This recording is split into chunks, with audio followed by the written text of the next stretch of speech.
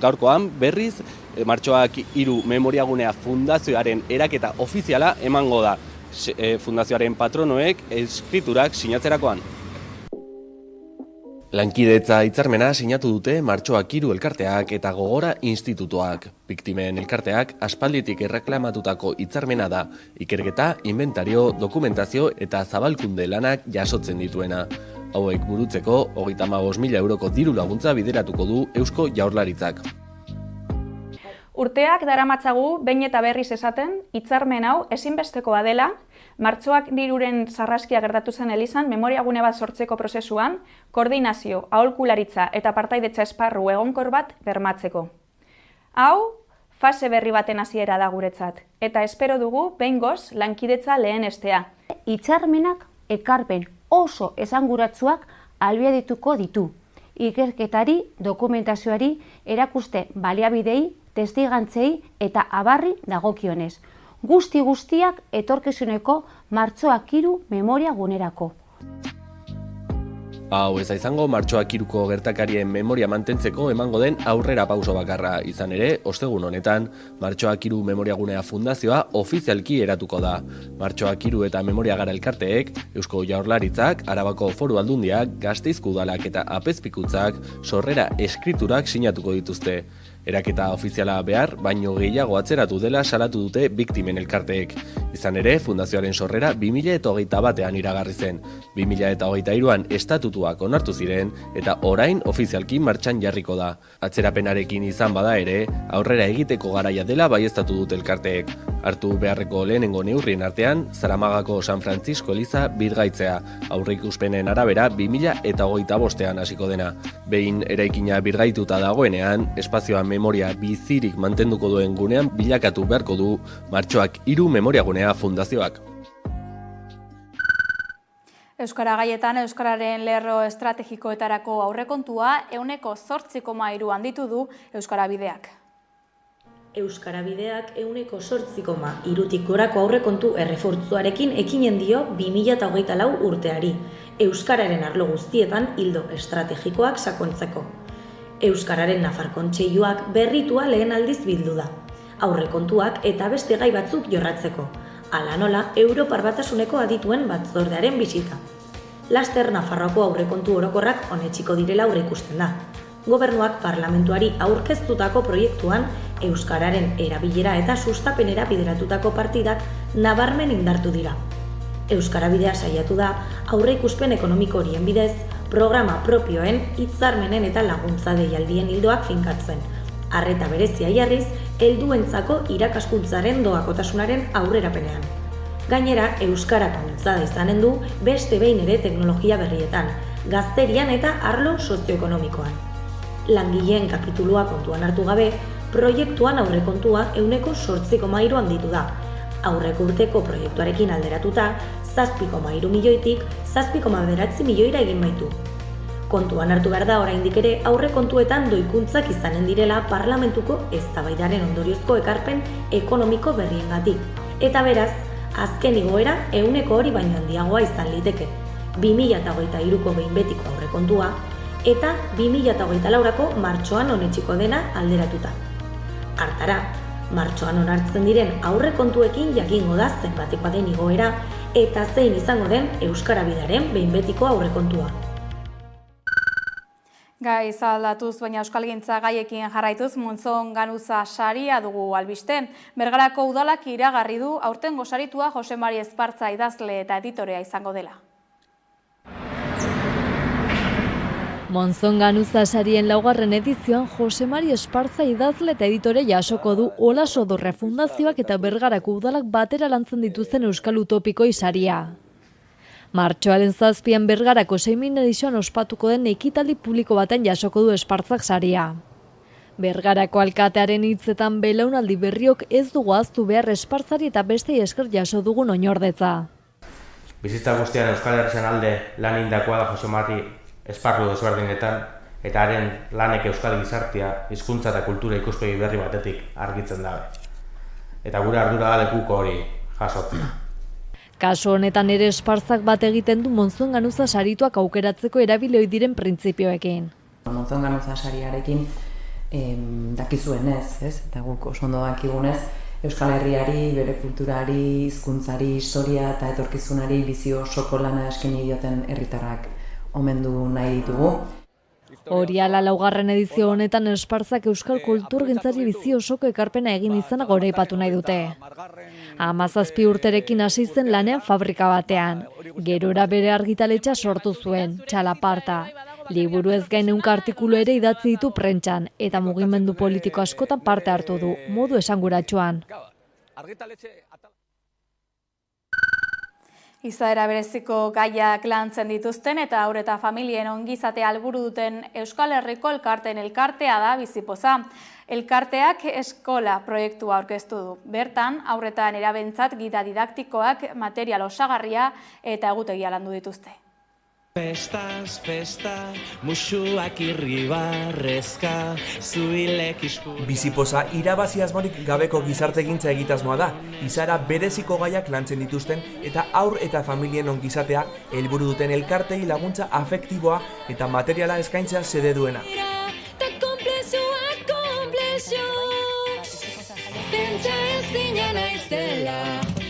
Bazkide, babesle, voluntario eta abarrez gain 38 elkartek osatzen dute Bizipoza familia. Guztiek izaera bereziko gaiak lantzen dituzten elkarteak dira. Haurren eta familien ongizatea helburu dutenak hain zuzen. Etorkizuna ez da iragan, Espainiak lehorankak dardaran, azkenik ez duen... Ekintzetan sakonduz Bizipoza eskola proiektua martxan jarri dute non egutegiak, gida didaktikoak, material berriak eta beste hainbat eduki sortu eta lantzeaz gain hitzaldiak ere eskainiko dituzte Euskal Herritik zehar. Gauak heltzen dira gazte, baina libre izateko, nor da noretan hor azke. Zelur, zesu, jakin mina... Bilboko kafe antzokian egin duten lehenengo aurkezpena gonbidatu eta mahai inguru baterako adituekin. Antolatzaileak eta parte hartzaileak baikor agertu dira epe luzera proiektuaren helburu eta erronkei dagokienez. Esan dezakezu, pentsagarri izango naiz, pentsatzen badezu. Gasteizen beste hiri batzuetan bezala zaintzak kamera berriak jarri dituzte, baina zein da herritarrek kamerekiko duten iritzia. Entzun.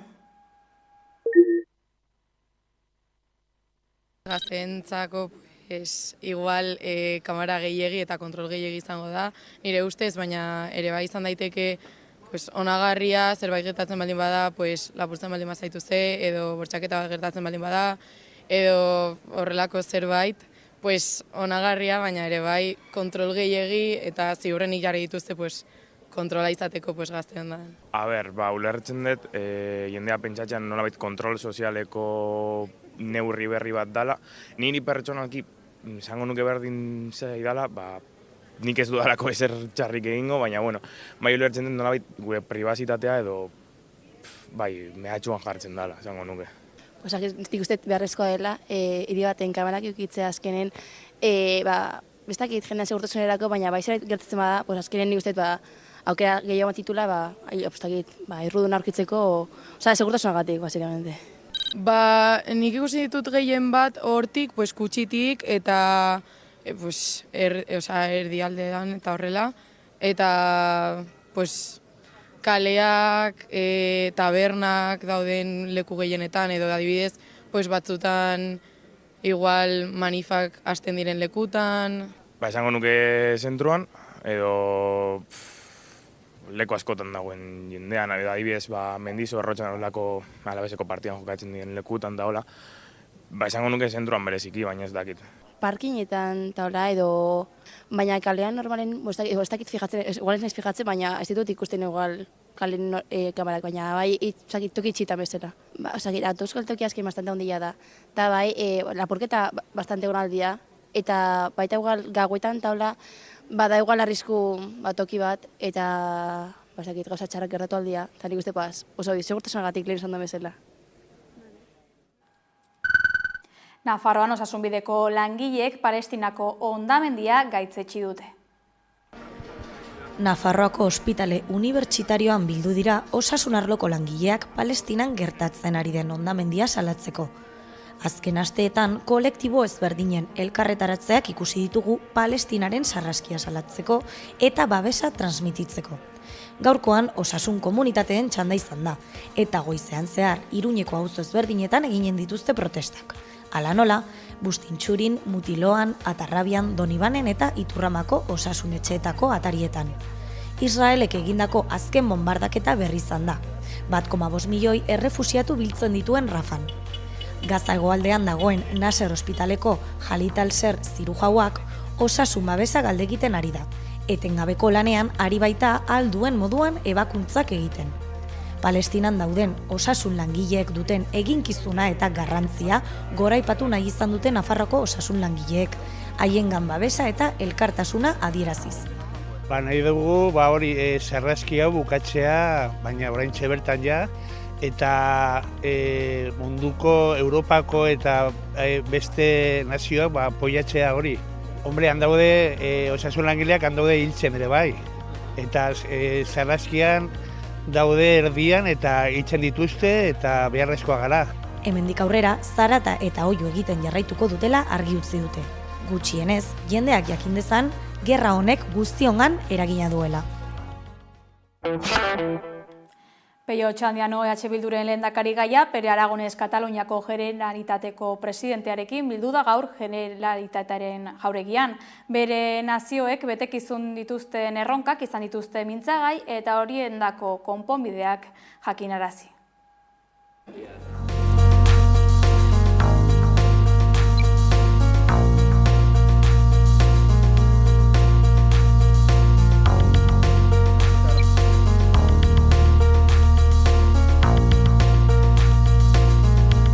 Badago sintonia bat analizian, zein den momentu hau, nola momentu honek exigitzen duen epe ertain luzeko begirada bat, eta herri proiektu bat osatzea. Agenda bat, herri agenda bat, transformatzailea eta progresista izango dena, hain zuzen ere erronka sozialei aurre egiteko.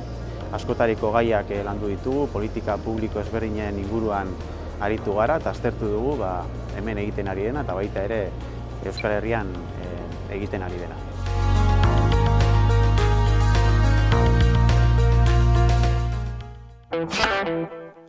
Bidasoako trantsizio ekosozialerako behatokia aurkeztu dute.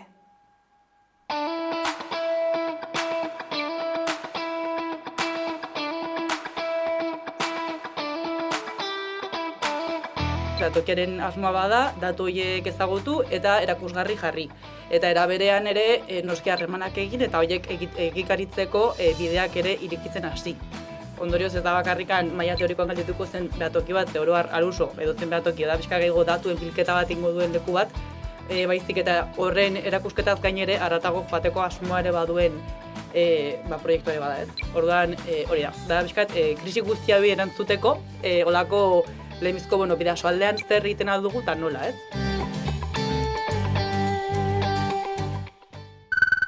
Langatazkei helduz, EHUko irakasle eta ikertzaileak grebara deitu dituzte martxoaren 6an eta 12an, LAB, Steilas eta ELA sindikatuek egin dute deialdia.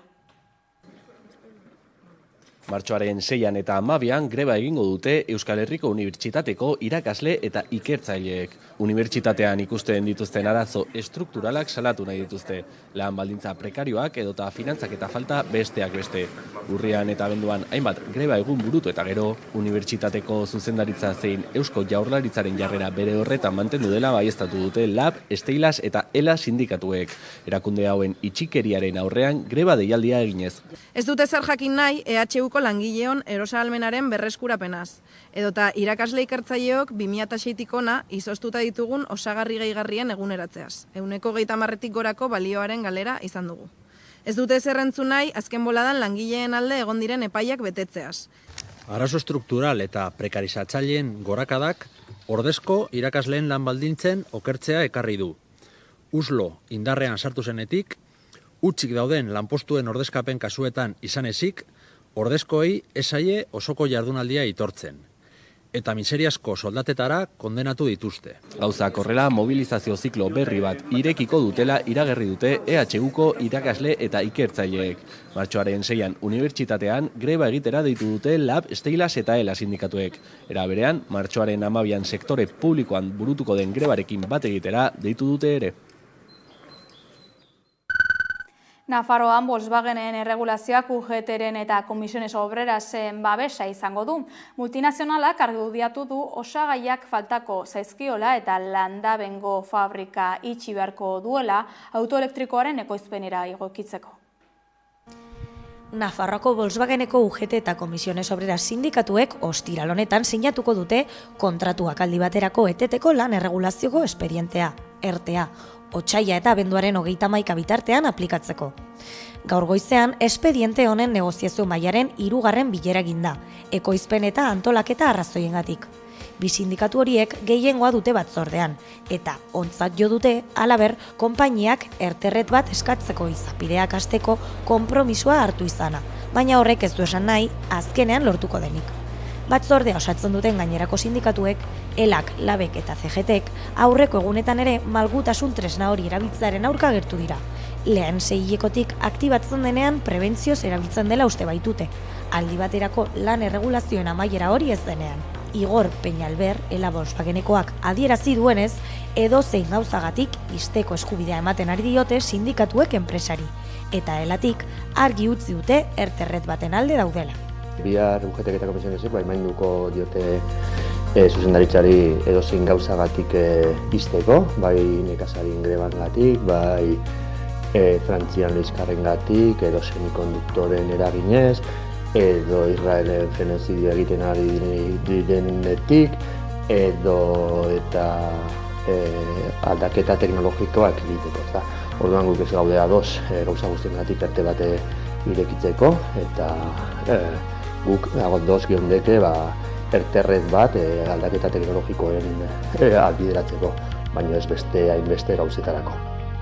Enpresak erte honetan aurrekoetan adostutako baldintza ekonomiko berberak kontuan hartuko ditu 2018tik.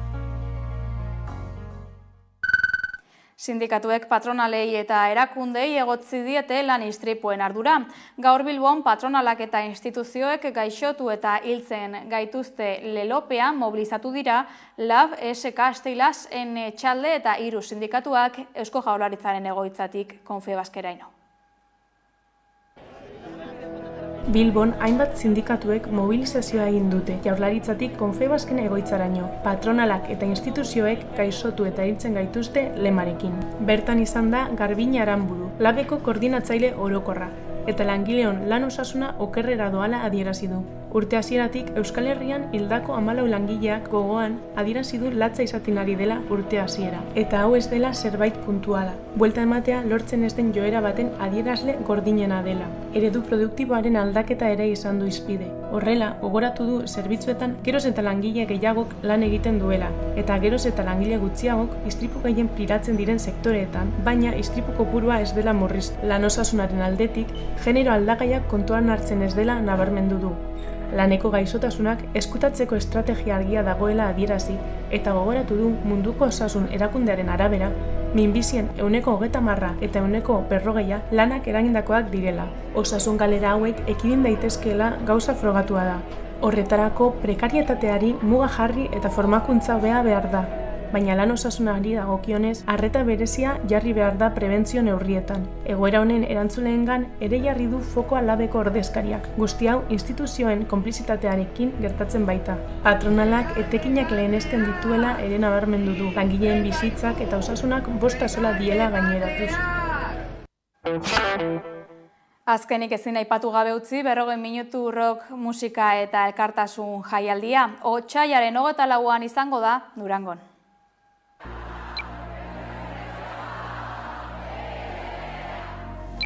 Tik, tak, tik, tak, irri bat, keinu bat, malko bat, asperen bat, desio bat, amets bat, bizitza bat. Demora arnasa da eta itolarria, lasaitasuna da eta egonezina. Denbora maitasuna da eta mina ere bada. 40 minutu lokutorioan, zizta da. Tik, tak, tik, tak. Oiukatu gura dut. Noiz etorriko zara?